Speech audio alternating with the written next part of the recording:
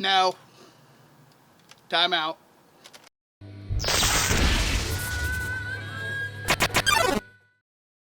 Anytime a new blaster is released, people pretty much immediately jump on the, if it's not pump action, I better make it pump action bandwagon, or if it's pump action, it's better than pretty much everything else. And for the most part, that's entirely true, but what if I were to tell you there's actually some problems with having things pump action? Hang on. Welcome, mate. What did you just say about pump action? I don't mean that pump action is bad, I just mean that you might have some problems if your only blaster is pump action. In fact, most of the time, the benefits of using a pump action blaster far outweigh any negatives it could have, but it's something to think about if you're kind of doing the whole Nerf war thing. In fact, most of the point of doing this video came from my own experience at Dart Wars, which is an enclosed Nerf arena with lots of close quarter combat areas, and also some videos I've seen online, especially from Corridor Digital, and when they have their little Nerf war things, I've seen some pretty goofy play that wouldn't have happened had they not been using a pump action blaster. Allow me to quickly demonstrate. This is the Blvd Sentinel. In fact, it's one of my favorite blasters of all time. This thing is awesome because it's a magazine-fed lever action blaster, which means all the action happens back here and I don't have to do anything up here. And I've even seen people that have converted these into pump action, which really confused me. But some people find it way more comfortable. But when you do something like that, you can't really do something like this.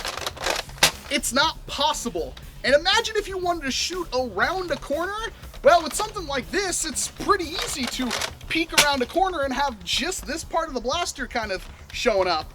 But if you had pump action, you'd have to be all the way up here.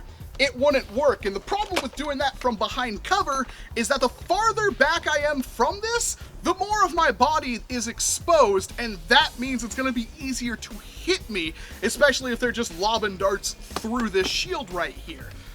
But if I'm really close to it, that's almost impossible, and that's kind of the whole point of cover, and you don't exactly want to expose more of yourself behind it. And that's why I say, for some of you this is important, but for a lot of you you're not going to matter because you don't have cover at your wars. But every war I go to, cover is a #1 priority. It makes the game a lot more fun if you have it. So, if I have something like this, and I want to shoot from behind cover, I am 100% set.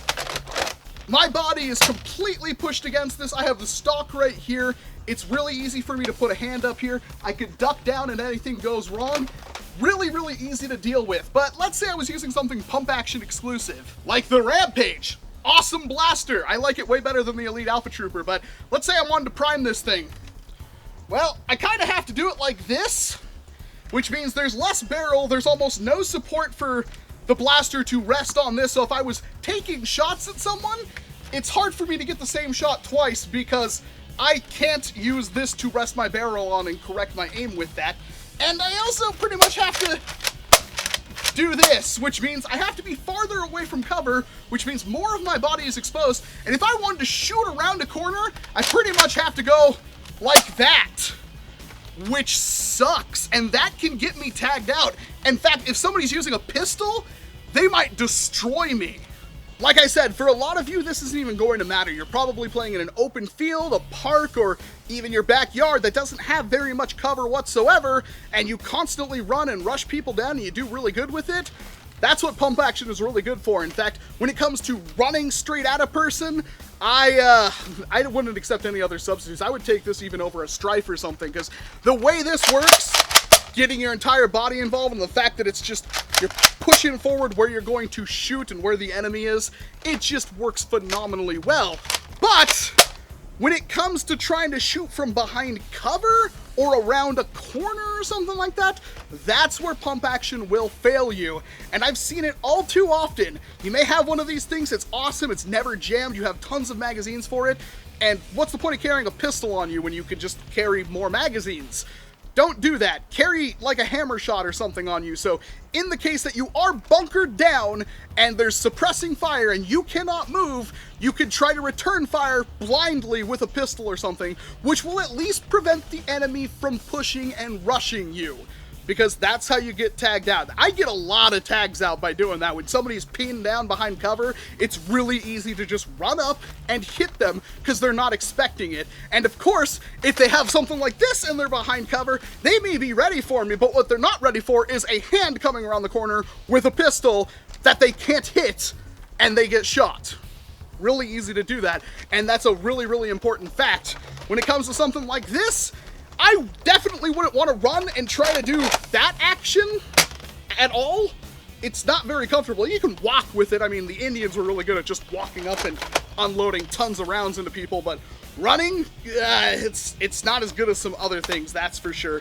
But when I'm shooting from behind cover, even if these things shot exactly the same FPS, this is going to annihilate people as opposed to this. And it's funny how that one simple change meant a whole lot.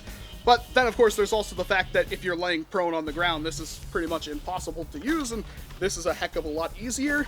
So, hey, there's another one right there for you, a bonus Nerf tip, because I think about these things a lot, and when I was running around Dart Wars and stuff like that, and I was getting tagged out by protons when I was using a Pyragon, I mean, I felt really bad, and that's kind of when I figured out, hey, when I can't reach over cover and hit people very easily, and they can, if I'm rushing them, they can just put their hand up and shoot, or if I'm behind cover and they were pushing me, they could just put their arm over and shoot me, and it was really easy for them because their barrel is non-existent and my barrel is stupidly long. Yeah, there's a time and place for everything, so keep all of that kind of stuff in mind. You could do a lot better if you kind of pace yourself out and choose the right weapon for the job. Let me know what you think about this series of Nerf tips down in the comment section below. If you have any tips for anybody else, or if you want to suggest a new tip that I should cover in a video, let me know. I'd really appreciate it, because it could be a lot of fun. I'm Walcom S7, thank you very much for watching this video, and of course I hope to see you in an entirely different one.